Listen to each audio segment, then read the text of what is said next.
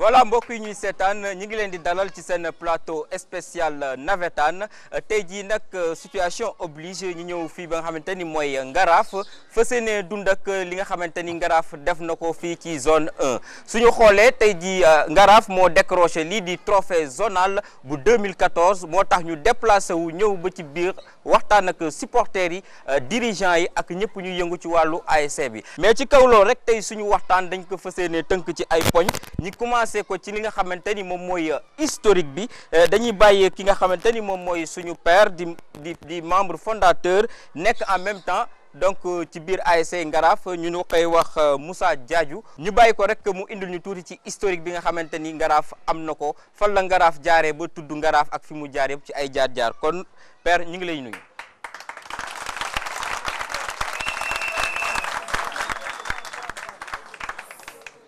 auzu billahi min asheytaani rajim bismillahi rahmaani rahim alhamdulillahi rabbil alamin wasalaatu wasalaamu ala rasulullah fii ñu toog tey mooy kër Papa Bandiougu Coulibaly ak kër mère Maymouna Fall fii la ASC Ngaraaf juddoo ASC Ngaraaf nag il faut ñu def tuuti taarix su ñuy def taarix dañ naan ñu ngi soog am suñu indépendance commencement 1960 am suñu mag ñoom Demba Ndiaye ñoom Tino ñu fi nekkoon ci benn équipe bu tudd Monaco boobu nag moo jur Celtic nag dañuy jël référence ci Celtic de Glasgow bi nga xamante ne moo jëloon coupe championnat d'Europe en 1969 ñu tudd Celtic boobu nag amul jàlloore bu mu defar fii ci biir Ndakaaru ci tournoi interquartier amul coupe bu mu jëlul Celtic boobu moo dund ba 1974 mu tudd ASC Ngaraaf kon ASC Ngaraaf 1974 mooy date d'existence légale am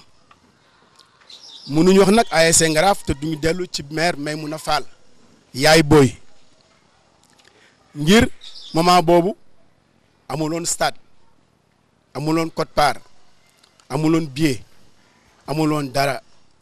terrain vague lañ doon footballé Pêcherie de France terrain Castor terrain Delafosse Jean Gabin Moulin Rouge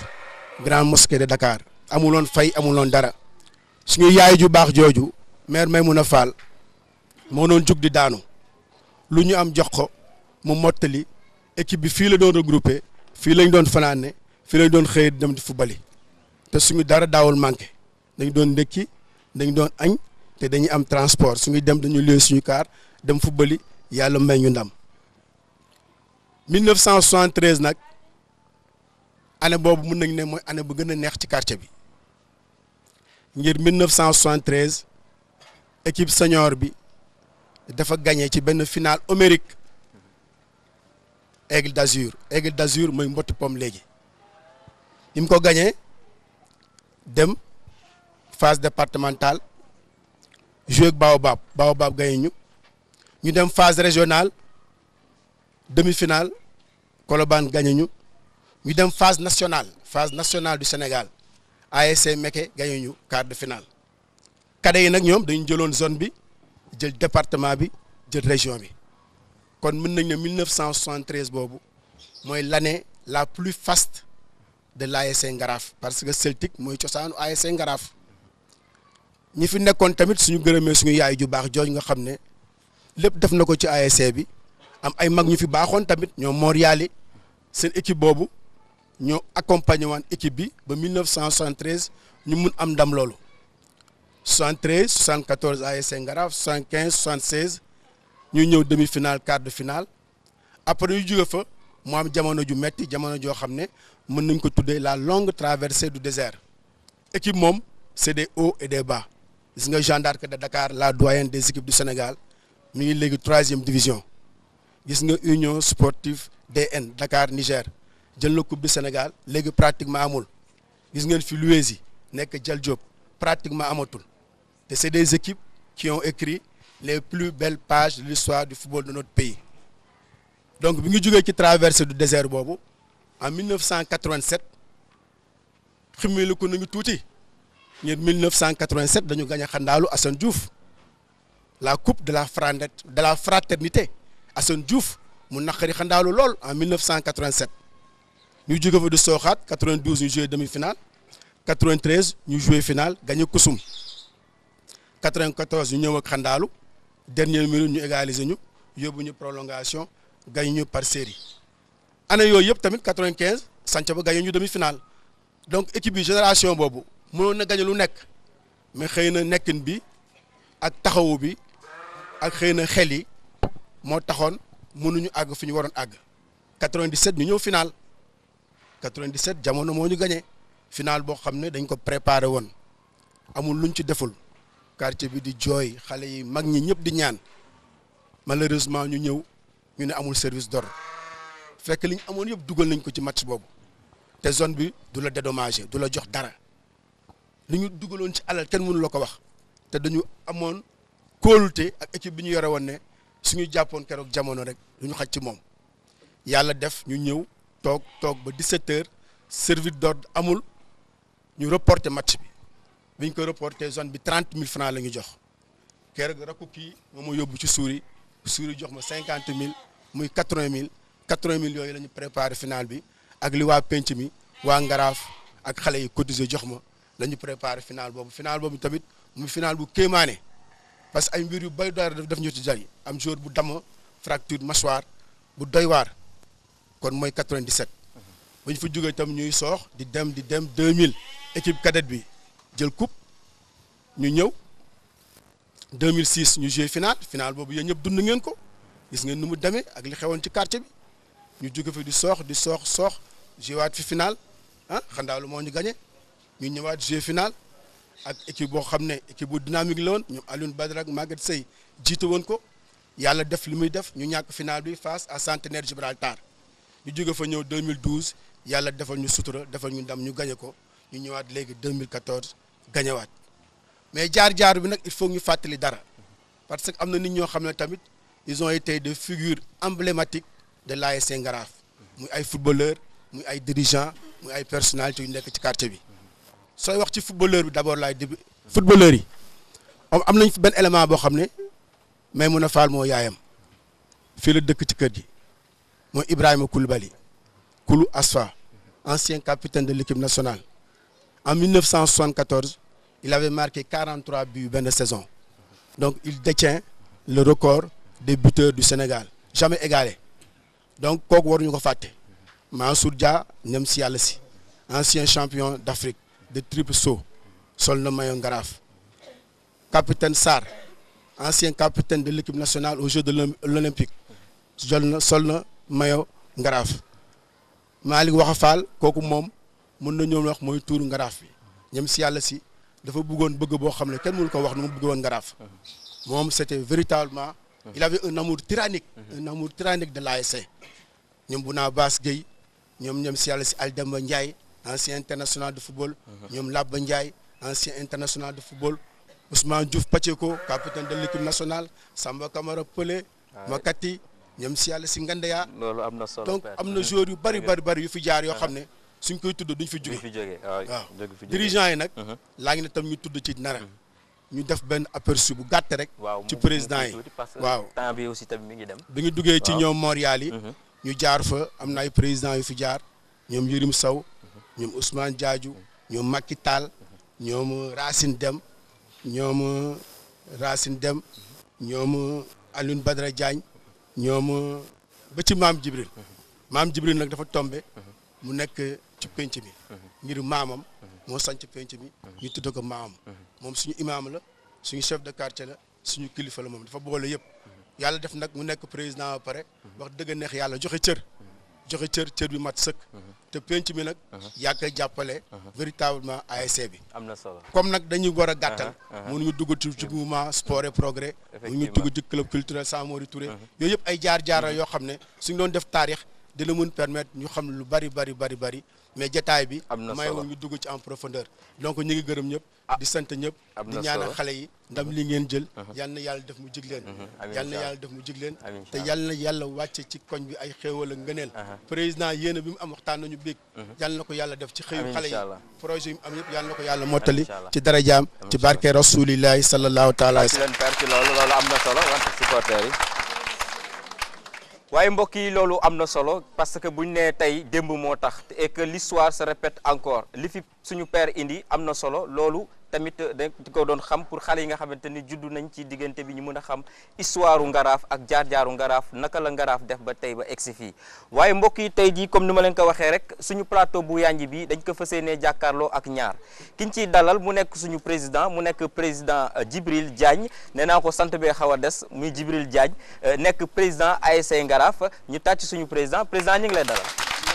maa ngi lay nuyu Pape. foofu dañuy dalal ki nga xamante ni suñu mbokk la mu nekk soxna Mariam nekk maman ñu gën ko xam ci turu maman muy liggéey ci milieu navétane bi di ciy def lu am solo nekk rajo bu ñuy wax FM Sénégal maman ñu ngi lay dalal. maa ngi lay nuyu Pape di nuyu président di nuyu ñi fi fekk yëpp les joueurs les supporters ak papa yi ñu fi fekk. loolu am na solo kon mbokk yi tey loolu la ñu fas yéene indi suñu plateau waaye ci biir plateau bi nag ki nga xamante ni kenn demul mu des muy suñu coach moom tamit dina ci jël parole ak ki nga xamante ni mooy capitaine u équipe bu Ngaraaf moom tamit dinañ ko jox mu indi ci ay kàddoom ak ki jiite tamit ci wàllu jigéen ñi ndax bu ñu waxee dañ naan mbooloo boo dem bu ci jigéen bokkul rek du am xorom kon xam naa tàcc leen loolu ñu dem.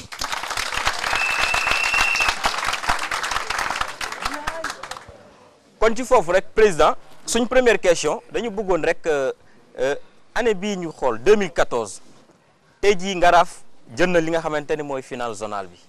ñu bëggoon a xam naka ngeen débuté saison bi ak naka ngeen ci jaaree tey jii ba ndam li mën a yegg si tey jii nii.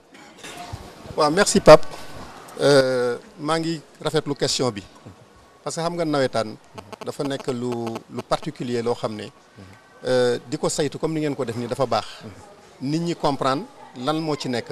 lan lañ ci war a jëlee ak fan la ñu war a jëm ak moom bi ñu yàlla dimbalee année bi ñu di ko démarrer dañu am chance tombé ci ay encadreurs yoo xam ne yi dañu xariñ notamment suñu entraîneur bi donc moom laay wax ma ne Ngaraaf li ñu gën a liggéey mooy côté technique bi ñun dañu gën a def focus ci liggéey bi ci terrain bi soo xoolee Ngaraaf mu football c'est un plaisir c'est un régal match yu mujjee yi nga gis yëpp c'est digne d'un championnat vraiment boo xoolee match championnat final bi moo dax match championnat yi pourquoi parce que xale yi dañu liggéey les enfants dañu liggéey bu metti dañu travailler physiquement techniquement ñu am un encadrement boo xam ne dafa am solo aussi dolli ci dañu yaatal liggéey bi donc képp koo xam ne daf ci am wàll rek dañ ko ci jox cëram ba mu mat sëkk ci liggéey bi ci mag ñi ci ndaw ñi ci xale yi ci sportif yi comme ni ma ko waxee nii donc man li may wax tout le temps rek mooy ren li ñu yàlla dimbalee mooy liggéey on a travaillé dur entraîné nañ xale yi mettre leen dans de bonnes conditions vraiment et puis def en sorte que tout le quartier est collé autour de l'équipe loolu moo ñu dimbali ba ñu jël coupe bi li ci des li nga laajaat ci deuxième question bi mooy naka la ñu war a liggéeyee ba résultat yi ñu am ñu pérenniser ko niñ ciy liggéey tamit tout le temps man conscience boobu laa yor man liggéey rek laa gëm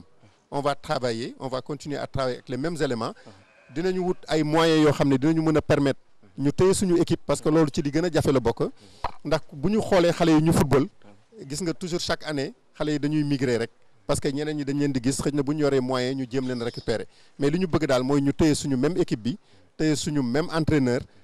conserver suñu encadrement ak système bi ñu doon liggéey comité directeur bi par exemple staff bi ma àndal di liggéey amul pratiquement semaine boo xam ne duñ ko toog ñu càmbar lan moo fi nekk ci ay jafe-jafe lan moo fi nekk ci ay performance bu ci nekk ñu teg ko fi ñu ko war a teg ñu liggéey donc daal franchement ñun suñu lépp ñu ngi ko axé ci liggéey yeneen yi ñuy wax yëpp c'est secondaire lépp lu ñu wax c'est secondaire ñun liggéey daal la ñu gëm biir Ngaraaf te moo ñu jox résultat bi te ci la ñuy tënku incha allah ba nga xam ne ay ati at dañu bëgg a tegle li ñu am ñu di ko am bañ koo ñàkkati incha allah taala kon loolu am na solo ñu xool ni rek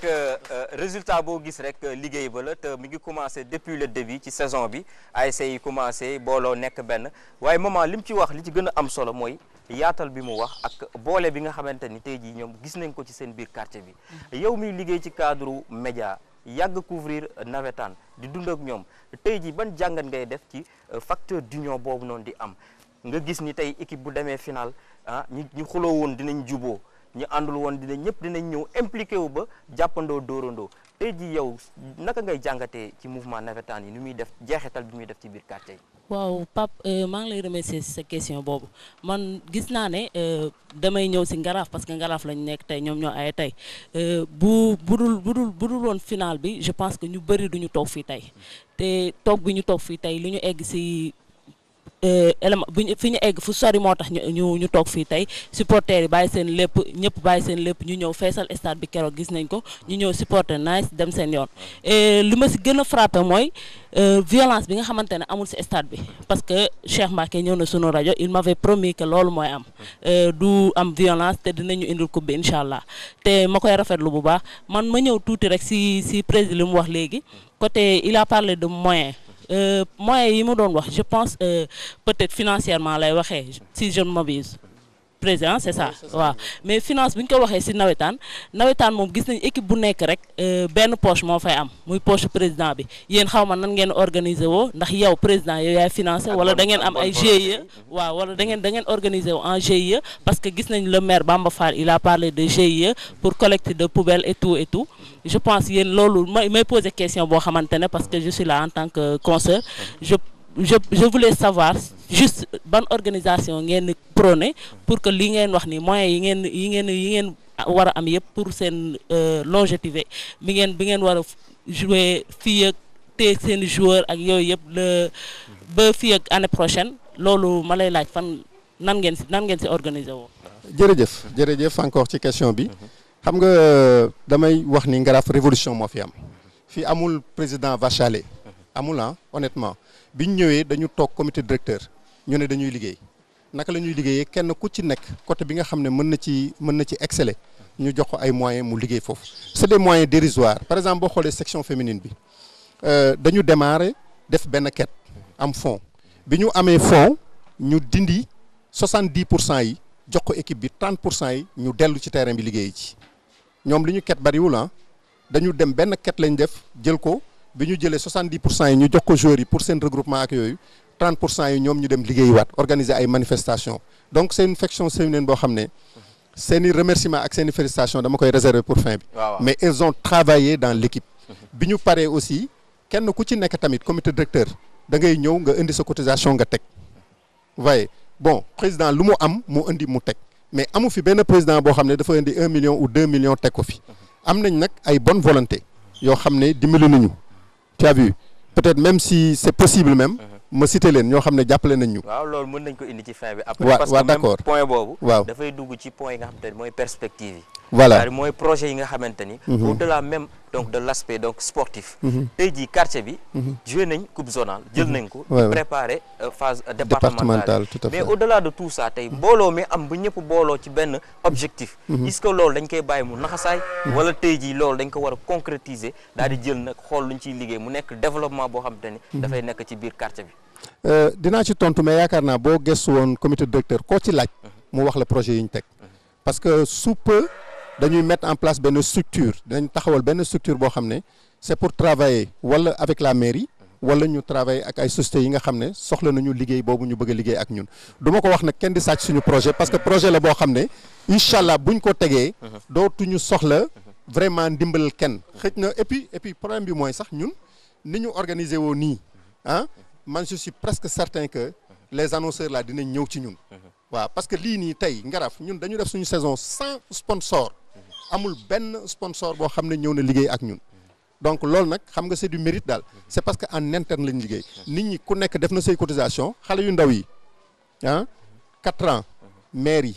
ñëpp ku ci nekk da ngay indi sa 100 francs sa 200 francs kenn xeebul mais bu ñëwee tamit duñ ko pasaree dañ koy liggéeyee jënd ci ay lu ñu jàppale joueurs yi et cetera parce que man loolu laa wax daal dama ne première chose mooy nga am une équipe performante nga xam ne nit ñi dinañ taxaw am ay kii mais pour pérenniser ko am nañ projet yoo xam ne incha allahu taala balaa ñuy gën a départemental structure bi dina taxaw te dina am ñoo xam dinañ liggéey ak ñun de sorte que dootuñu soxla kenn ku ñu dimbali ñun suñu bopp dinañ dimbali suñu bopp dinañ ci créer ay emploi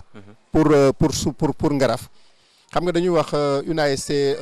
un projet et cetera ñu ngi ci sax di ci yëngatu mais ñun duñu xaar loolu. am nañ suñu propre structure boo xam ne ñu ngi koy taxawal te buñ ko taxawalee xam nañ ne nit ñi dinañ ñu soxla. par A ou B incha allah. loolu lu muy wane rek mooy ASC Ngaraaf xaarul lenn dafa naree fas yéene bay ci ay weewu tànkam tamit liñ ci mën a jàpp rek mooy que ni ASC Ngaraaf nekk na ASC boo xamante ni xale mag ndaw góor ak jigéen ñëpp ñoo ci jàpp tey ba résultat bi yem foofu. kon ci kaw loolu rek la ñuy jàll ñu seetaan suñu élément final bi ñu indi résumé final bi ñu dundaat final bi xool supporters yi nu ñu taxee woon ci stade ba ak joueurs yi ba ñu egg série de penalty daal di daan ki nga xamante ni moom mooy ASC Jamono kon ñu dem régie daal di ñëwaat.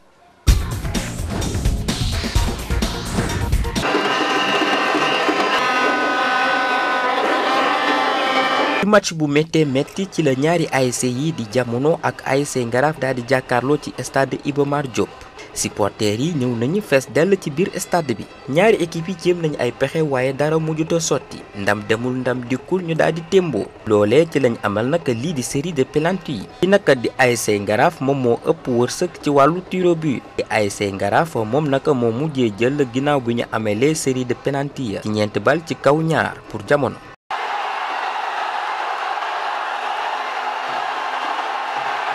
ki nag di président zone 1 bu ODCAV bu Dakar nag kontaan na ci wàllu organisation bi fas yéene tamit jàkkaarloo lii di phase départementale yi. Ngaraaf moo ko gagné ñu ngi sant yàlla bu baax a baax yàlla mi nga xamante ni moo ñu dimbali ñu tàmbali ko ci bisimilah rahmaani rahim tey ñu jeexal ko ci alhamdulilahi rabil alamin donc Ngaraaf gagné na mais aussi Jamono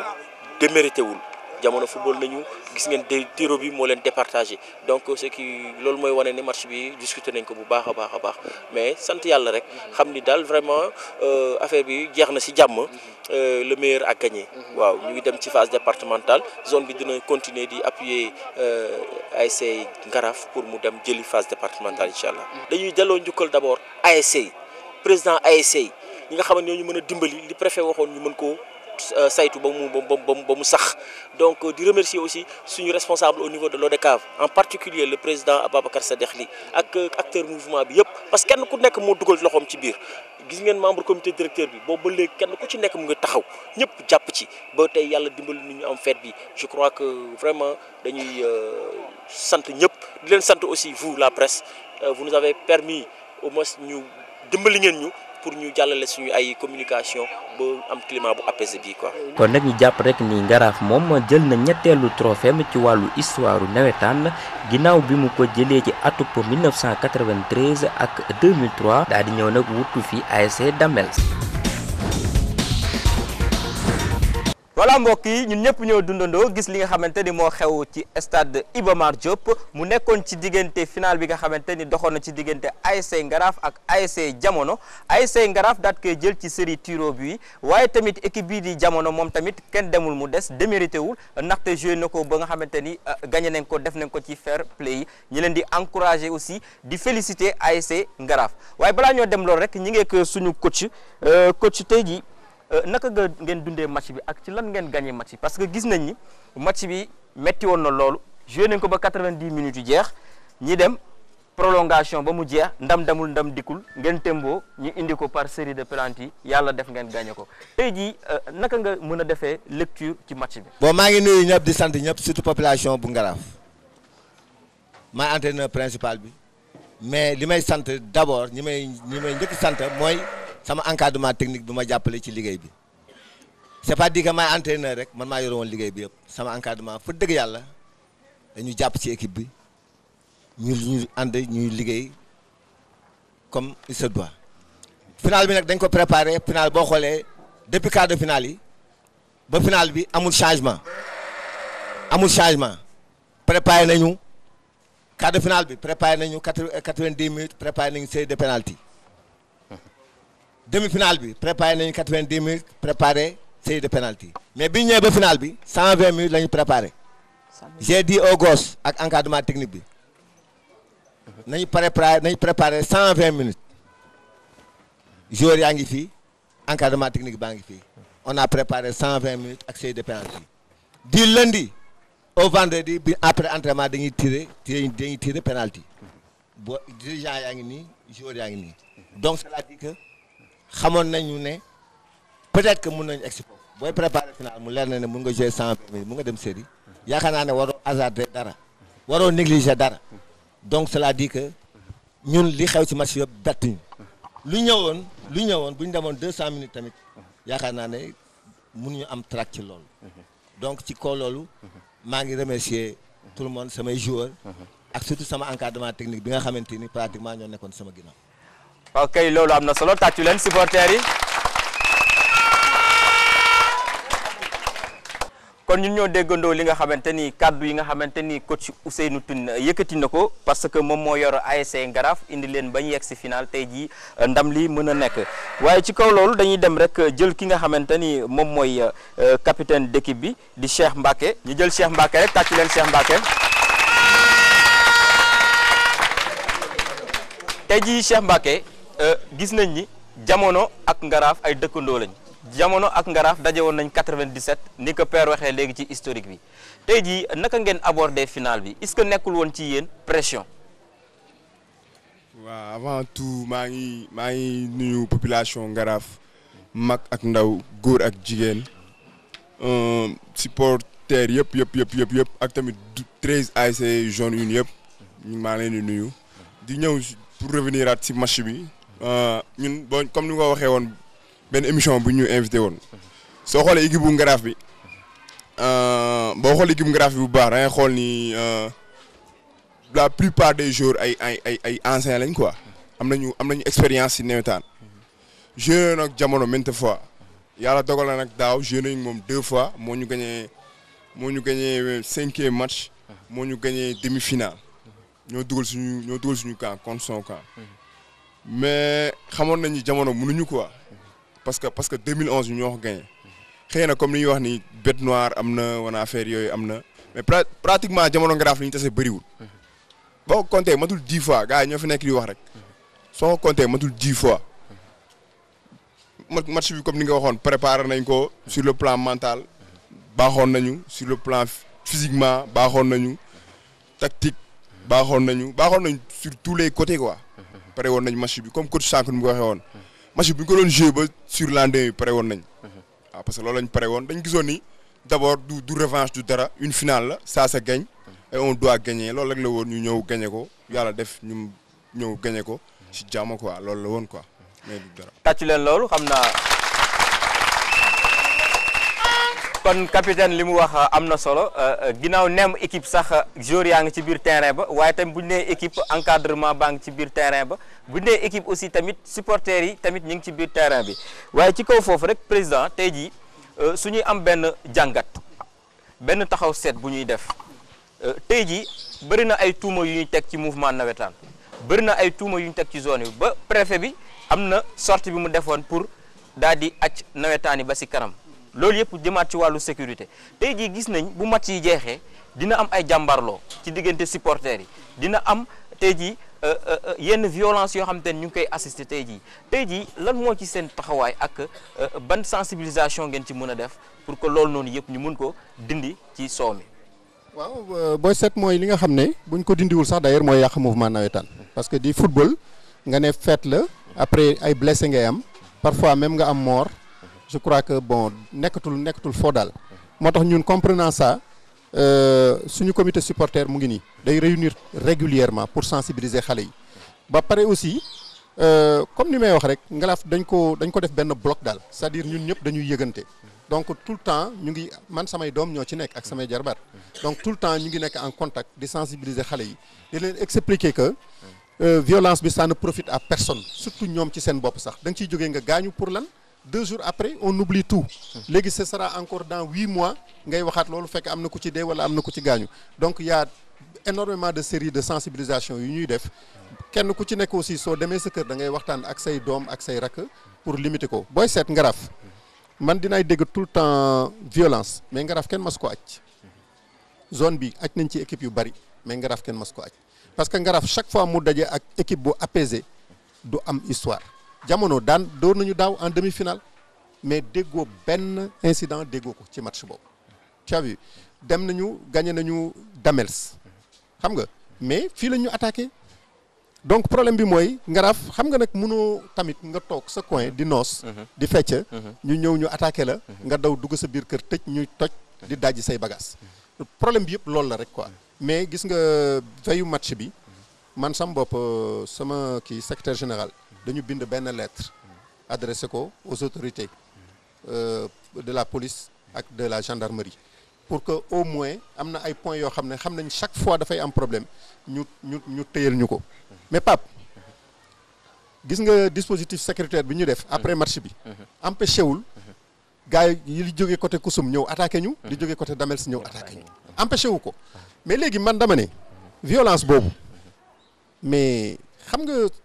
sécurité publique bi kooku mais état moo ko moom donc man je dis que am na ay mouvement yu ma fi gisoon mais dañu décapité ñi koy def xam nga violence bi ñi koy indi ay minorité la ay xale yu tàqali ko ak seen sago mais xale bu lucide gagné nañ la te liñ ci gën a ràññee sax mooy bu ñuy xool violence bi yëpp du am ci biir stade bi ci biti parce que man dama daan dem stade ci demi-finale yeeg finale yëpp mais musuma fa gis violence mais ci biti ci biti la mel ni ci la jàmbaarloo bi di gën di dox daal loolu lu tax tey ji li ma lay xamal lu wér mooy ñi koy indi dañu am ay soxla ci bagaasu nit ñi du supporter yi de dafa am ñu soxla ay bagages boo affaire yi jaxasoo ñu jël bagage su jàmbur yi dem seen yoon profito ci waaw donc nag loolu tamit il faut que quand même police xam loolu te xale buñ ci jàpp aussi ñu régler la définitivement am na ay mouvement Sénégal bu ko bëggee sonal daf koy décapiter rek toog jàpp njàmburam kenn dootul dégg mouvement yooyu nawetaan nañ ci dimbali incha allah loolu daal dañ ciy ñëwaat léegi sax maman tey bu ñu xoolee ci violence bi la ñuy wax dinañ jox léegi supporters yi ñu jëkk ci kàddu parce que tamit ñoom la ñuy teg tuuma ne violence yëpp ci supporters yi parce que joueurs yi doo leen gis ñu xeex ci terrain bi mais soo xoolee ni mu ko jàngatee tey préfet bi mu génnee dafa ne Dakar de manière générale am na 15 zones mais suñu xoolee nombre de quartiers yi ASC yi ñoo ëpp quartiers yi est-ce que du da nga ñëw ci benn quartier ku toll ni Médina mu am 5 ASC wala 4 ASC yoo xam te ne ay dëkkandoo la ñuy est-ce que du tax loolu proximité boobu noonu mooy indi yenn violence yi parce que comme ni mu ko waxee ci biir quartier yi lay nekk du nekk biir stade tey jii yow ban lecture ngay def ci cas boobu. waaw préfet sortie bi mu def ñëpp gis nañ ko am na zone yu mu ciblé arrêté seen manifestation am na zone yoo xamante ne tam ñu ngi doon xalaat ne zone une sax dina bokk si zone yi nga xamante ne dinañ leen ciblé pour arrêter leen mais boo gisee. violence yi comme ni ko président waxee léegi je suis d'accord que du supporter yi dafay am ñoo xamante ne dañ siy rax ñëw comme ni mu ko waxee soxla bagage jàmbur yi ñëw rax si dugg si indi violence après tamit supporter yi tam mënuñu toog noonu di xool seen i bagage ñu koy nangu di leen agressé wala ñu leen def yenn affaires yi te aussi bu ma ñëwee si sa question ba léegi sensibilisation bi supporter yi def man gis naa ne man gëm naa ne waa Ngaraaf def nañ sensibilisation bu rëy parce que ni ñu ñëwee stade keroog man seetaan naa ko parce que man maa nekkoon studio seetaan naa ko mais ni ma gis ne ni ñu ñëwee stade mooy ça veut dire que def nañ sensibilisation bu rëy ñëw nañu football nañ ndànk gagné ñibbi mais tamit am na benn aspect boo xamante ne tactiquement damay interpeller le coach parce que gis naa premier mi-temps bi waa jamono ñoo ko moomoon gisuma sentir ma woon Ngaraaf daal mais deuxième mi-temps bi dama ñëw ñu indi beneen force comme si deuxième souffle lañu indi dominer match bi ba yàlla def li nga xamante ne moo gën ñoom ñu gagné kii bi tactiquement nan la defee loolu parce que en général équipe buñ la sëppoo premier mi-temps en général deuxième mi-temps bi équipe bee day ñëw indaale dooleem ne kii maa ko mën ñëw kii ko mais là ça a été le contraire bëggoon naa coach bi ñëw si loolu tamit bu ma ñëwaatee si sa question ba léegi muy côté violence quartier yi nga xamante ne mooy ñooy jege je pense que c'est trop tard maintenant pour que ñu wax ne 200 ASC moo am si 14 quartiers wala 15 quartiers c'est trop tard léegi ASC yi formé nañ ko ba pare maintenant lu ñuy def mooy ñu jéem a sensibiliser ASC yooyu parce que fusion ASC mënatul nekk parce que ASC yi lu ñu gën a jege gën a bañante je pense que préfet si côté boobu lay waxee 200 ASC mënul nekk si 15 quartiers fusion moom c'est trop tard maintenant lu ñuy def mooy ñu jéem leen sensibiliser xool nu ñu organiser quartier yi soit benn équipe bu nga xamante ne moo sonal quartier boobu ñu yëkkati ko yóbbu ko beneen zone comme on l'a fait ngeen baal ma si lim bi Cité Bissap wala Colobane wala keneen ak keneen dañ leen di yëkkati ñu yóbbu leen si beneen zone pour que violence bi xaw a wàññeeku je pense que loolu tam solution la. waaw kon xam naa coach mooy li mu wax rek ci première mi-temps bi ak deuxième mi-temps bi. waaw dégg naa li mu wax ci premier mi-temps deuxième mi-temps bon yaakaar naa ne loolu ñun préparé nañu loolu gauche yaa ngi fii yaakaar naa ne li ma leen wax mooy que les 15 premières minutes les 20 premières minutes ñu moytu leen équipe boobu jamono 8 joueurs yore naa leen renaissance seen entraîneurs yi 4 entraîneurs yëpp yore naa leen ba actuellement ñu décroché nekkee entraîneur jamono équipe boobu man mënu ma xaw ma lu ma doon jaaxal mais du équipe boobu. ce que j'ai dit au gosse ne leen les 20 premières minutes 15 premières minutes nañ leen moytu ci loolu bu loolu rombee pare nañ ci match bi te yaakaar naa ne loolu la ñu préparé 120 minutes préparé série yaakaar naa ne match boobu xaw ma ban match même boobu mënu ma am problème ci man. kon ñu tàcc loolu kon foofu expérience def na fa différence kon foofu expérience def na fa différence ci diggante Jamono ak Ngaraaf waaye ci kaw loolu rek ci point bi ñu nekk mu nekk ci cadre violence bi fa la ñuy teg suñu loxo rek di jox kii di Pape Malay nekk coordonnateur bu supporters yi tamit am nañ ci wàllu.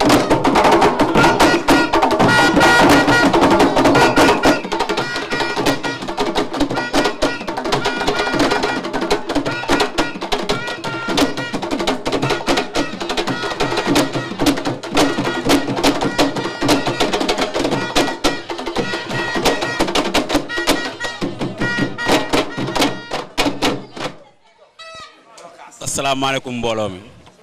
ku si ne maa leen nuyu sa tur ak sa sant sama gars yi moom aw ma seen fay quoi parce que lii leen nañ mën quoi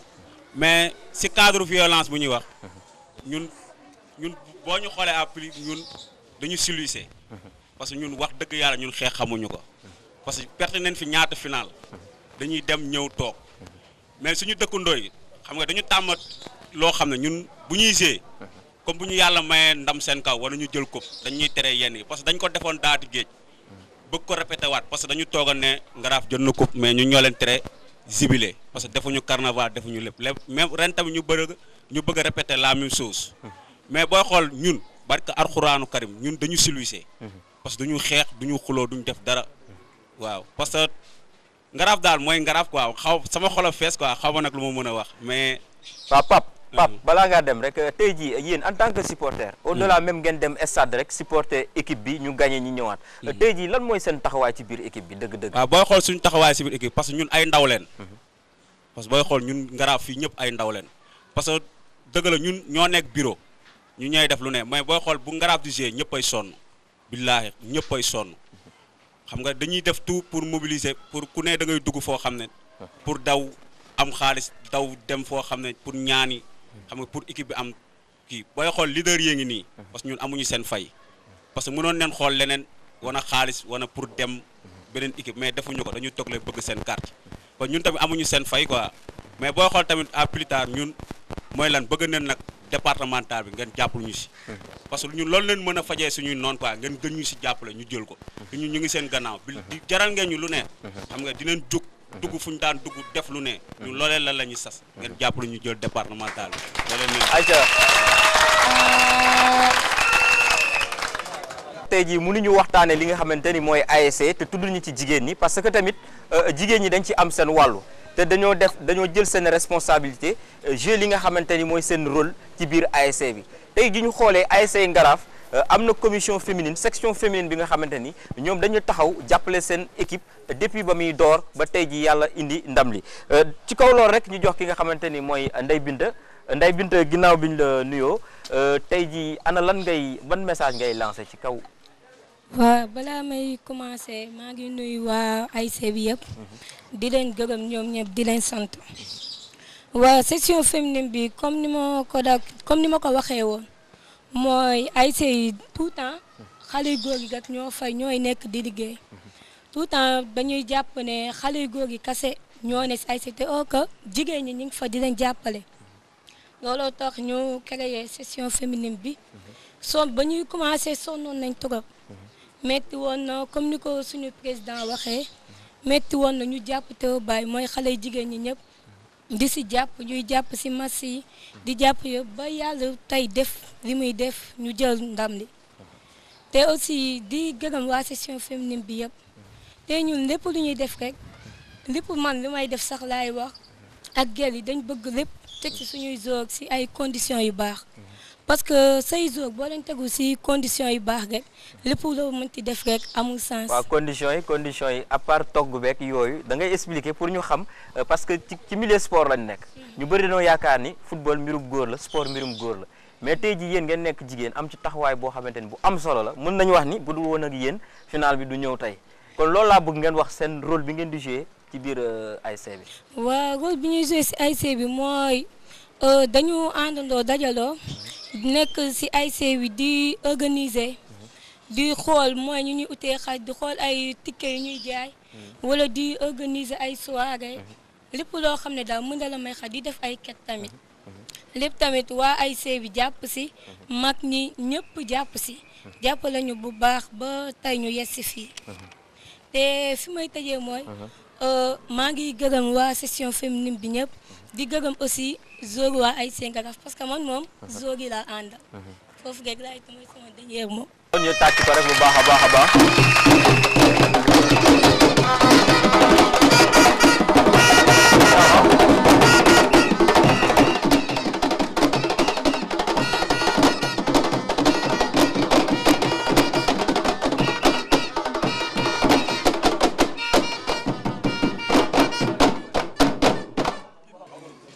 kon jigéen am na solo pour ci cadre ASC Ngaraf ni ñu ko gisee rek seen i jigéen a ngi toog ñoom ànd nañ jàpp bu baax ci ASC ba tey mu yegg si fii tey nag dama bokk ak sama plateau bi beneen jigéen tamit maman mu nekk ci milieu nawetaan maman tey loolu lan nga ciy indi. waaw man damay kontaan fi ma toogee ñoom ñu nekk sama ginnaaw parce que nekk naa ci section féminine zone 3 5 ans. te du loo xamante ne expérience laay waxee tey nawetaan bu ñu ko waxee jigéen ñi joxuñu leen considération c'est-à-dire gëdd bi nga xamante ne moo si war parce que bu ñu nee jigéen si nawetaan rek en général peut-être ñoom xam nañ li may wax man boog zone 3 bi ma doon dund dañ doon wax non ñii dañuy ñëw si stade di taxawaalu ñii dañuy ñëw fii pour organiser soirée wala pour nangam ak nangam ma koy laaj moom nan la ñuy dundee loolu parce que nawetaan mooy li ma wax léegi rek joxuñu leen gëdd bi si war parce que présidente ASC gisaguñ ko si nawetaan ma leen laaj ndax ñoom ñu ngi xalaat pour détrôner le président ici présent. waaw loolu moom defe naa ne metti na trop parce que li nga wax ñu ngi koy dund parce que affaire nawetaan moo demee noonu parce que tout le temps góor ñi rek la jigéen ñi duñ leen considéré wuñ leen comme dara moo tax ñun ñu jug waa ASC Ngaraf pour fexe chaque jour fu ñu tuddee góor ñi rek si ASC bi ñu tuddee fa jigéen ñi pour li mu wax si affaire présidente ASC loolu moom vraiment bëgg naa ko trop parce que man moom dama bëgg ASC bi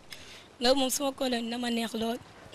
kon bu ñu jàppee ba jàpp mooy jigéenu Ngaraf ñoom jóg nañ pour jël seen loxo dugal ko fépp bañ a yem rek ci togg bi ak dem seetaani. incha allah loolu moom nañ ko def incha allah. kon Ngaraf dina dem ca kaw ca kanam. waaw bëggoon naa fa dolli tuuti rek. waaw président li ma bëgg a dolli foofu tuuti mooy que ñun suñu jigéen ñi dañ leen jàppale ren cëral leen pour ñu mën a kii parce que xam nga généralement je pense mais mën a wax na ko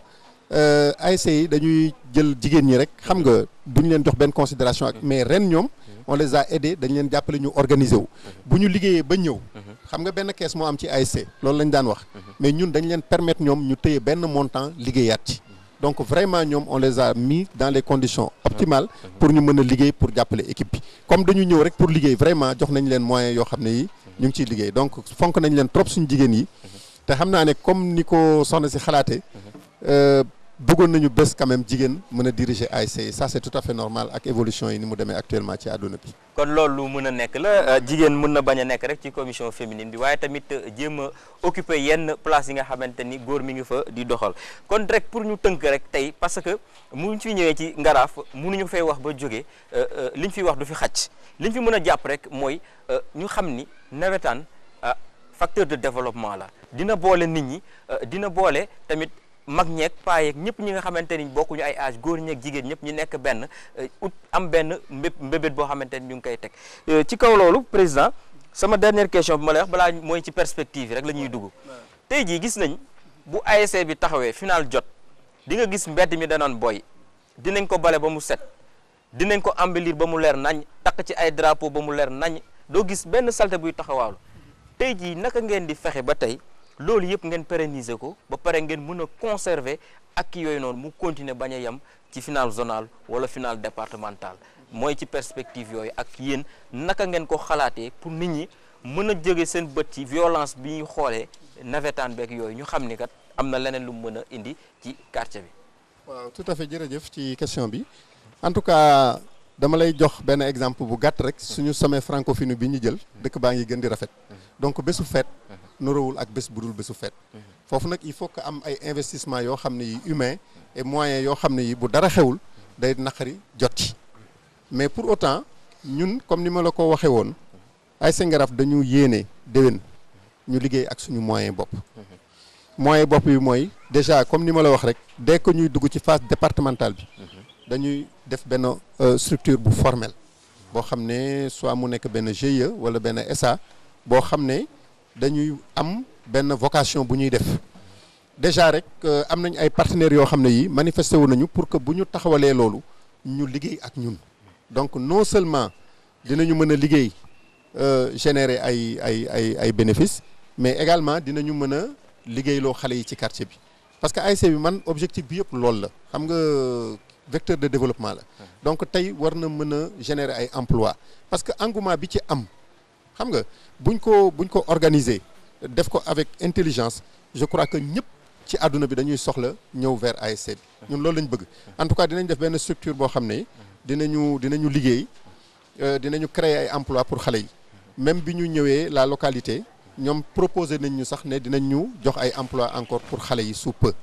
normalement vers décembre donc conscient nañ ci loolu daal ba tax na actuellement nii bëggatuñu teg nawetaan bi loo xam ne lii du vocation c'est-à-dire benn instant nga gagné dara nga noos nga feetu xeex après nga dem nga toogaat xale yi du ñu am liggéey du ñu am benn occupation saa yoo soxlawaatee ngay fëgg nit ñi ci seen bunt gis nga ñaan dafa metti man depuis 2 ans ma nekk ci ASC bi vraiment léeg-léeg da ngay hésiter pour dem ci nit sax ne ko jàppale ñu benn yoon nga ko koy wax dootoo ci delluwaat bu dee ko am pas-pas dina ñëw bu amul pas-pas ñun multiplier nañ ko par 0 continuer moo tax ma ne ñun amuñu sponsor du ñu laaj nit ñaari yoon xamuñu loolu lépp lu ñu am nag ñu doyloo ko ñu liggéey ci loolu comme dem na noonu nag ak ni mu méttee parce que final bu métti la ñu joué les moyens étaient extrêmement limités dañu ne nag léegi jóg jot na et c'est ce qu'on va faire incha allah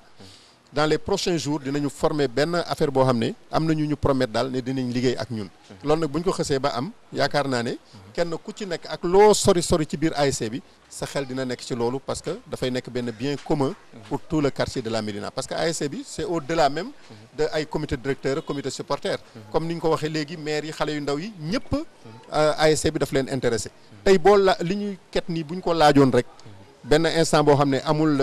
amul nawetaan foo ko teg nga liggéey ci xaalis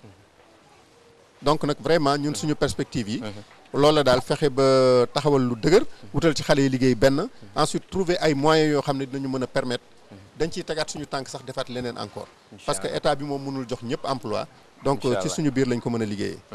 kon loolu am importance la parce que tamit bu ñu nee ASC bi ressources humaines bi ñi ngi fi xale yu góor yi ñi ngi fi ñu jigéen ñaa ngi fi mag ñaa ngi fi kon li fi des rek mooy toog waxtaan xool loo xamante ni mën ngeen ko dëmmal mu mën a am ay ressources yi nga xamante ni ci ASC bi dina mën a dépendre ba ñu mën cee wax ëllëg mu nekk club pourquoi pas ngeen am seen stade de bopp pourquoi pas tey jii joueurs yi nga xamante ni ñu ngi toog di fi football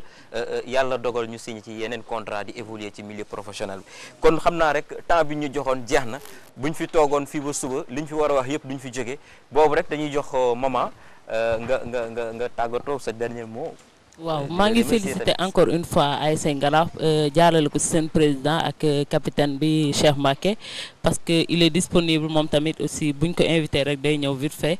mais féliciter aussi supporters yi di leen wax président sax laay interpeller ci loolu projet yi nga dëgmal nii nga fexe mu taxaw parce que jeunesse bi soxla nañu liggéey soxlawuñu nekk topp nawetaan rek tout le temps te sa nawetaan tamit ça tend vers muy yàqu parce que lii ci am nii yëpp violence yeeg yooyu yëpp loolu lay indi ji je pense que lii ngeen projet yi ngeen am ñu ma leen di ñaanoon mu sotti ba jeunesse bi yëpp mën ci bénéficier wu merci beaucoup. loolu am na solo ñun tamit maa ngi lay gërëm ci loolu parce que tamit disponible nga loolu ci cadre liggéey bi chaque fois liñ ciy bokk di ciy séddoo yëpp ñu ngi la ciy remercier bu baax a baax waaw président tey jii waaw mot de la fin bi tàggu rek di gërëm sama doyen yi le grand bi wax léegi Moussa Diagne waaw ñooñu ay mag lañ yoo xam ne ñooñu tax a ñime xam nga ASC yombul daal waaw yeneen réalité moo nekk ci gannaaw du moyen financier rek il faut que nit ñi nangul la il faut que nit ñi adhérer ñu jàpp ngeen dem mais lu jafe la daal donc loolu laa bëggoon gërëm mag yi nekk ci quartier bi kër gii ñu nekk nii lu ñu neex def ko fi parce que mooy cosaan bi saa ñu neexee ñëw bu ñu neexee dem feneen donc ñoom tam ñu ngi leen di gërëm di leen massawu coono daal gërëm xale yi staff technique bi ma wax leen bu kenn bàyyi nañu jàpp mu dëgër sama comité directeur bi booy yu xarañ lañu parce que ñoom ñoo jël coupe bi 2010 fekk man nekkuma fi 2012 fekk man nekkuma fi ñoom seul 100 présidents ils ont pris la coupe xam nga ñooñu dañ ma ñëw rek ne ma magal donc man loolu rek laa fi nekkee xëj na orienté gën leen jàppale mais ay xale yu xarañ lañ gën a jàpp seen yëf parce que ñoom ñoo ko moom ñun dañ leen di gunge rek di leen sant yéen it di leen gërëm vraiment ci visibilité bi nga xam ne yéen a ngi koy jox mouvement nawetaan ñu soxla ko lool nag pour apaiser cœur yi pour nit ñi comprendre lan mooy nawetaan que du violence kese liggéey am na ci jàmmoo am na ci xaritoo am na ci développement am na ci donc c'est à travers vraiment des médias comme les vôtres la ñu mën a amee vraiment audience boobu nit ñëpp comprendre loolu ñëpp nekk ci dynamique boobu gis nga léegi président ASC yi may gis nii bokkul ak président ASC yi ma daan gis ay xaalis la woon mais ñun ñi dañuy mouiller maillot bi man je suis tout le temps sur le terrain avec mon équipe mon comité directeur tout le temps maa ngi réunion buy tàng daf ma fay fekk buy sedd daf ma fay fekk gis naa ci ñeneen président Damels pour ne pas le citer est-ce que tu vois bu sànc ba pour ne pas le citer c'est des jeunes yoo xam ne yi aussi da nga leen di fekk ci terrain bi ak seen équipe ñuy liggéey yooyu nag la ñu war a loolu la ñu war a développer daal ñu wut ay président yoo xam ne duñu fa nekk pour xaalis seen poche parce que loolu kenn mënatu ko sax léegi kenn mënatu ko donc loolu laay tàggoo di leen sant di leen gërëm di gërëm sama jigéen bi sama jarbaat bi aussi di ko ñaanal jàmm ak xéwal ci liggéey bi quoi inchallah merci kon loolu am na solo kon xam naa ñun tamit ñu ngi leen di gërëm di leen di sant ci seen disponibilité bi parce que tamit tey xatoon na loolu waaye bi ñu waxee tournage bi rek da ngeen ci jàpp ba tey jii mu mun a yemb ba tey jii li ñu bëggoon yëpp ñu am ko waaye tamit di remercier tamit Aba bi nga xamante ni moo nekk sama ginnaaw moom mun naa wax ni lépp luy information ci cadre navétane rek avant Ngaraaf may xam ni fii la nekk sax chaque fois moom moo ñuy informé di ciy jàpp bu baax a baax a baax kon tey jii noonu la demee kon mbokk yi seetaan niñ ko àndee ak Ngaraaf ana waa Ngaraaf wala leen seen bopp ay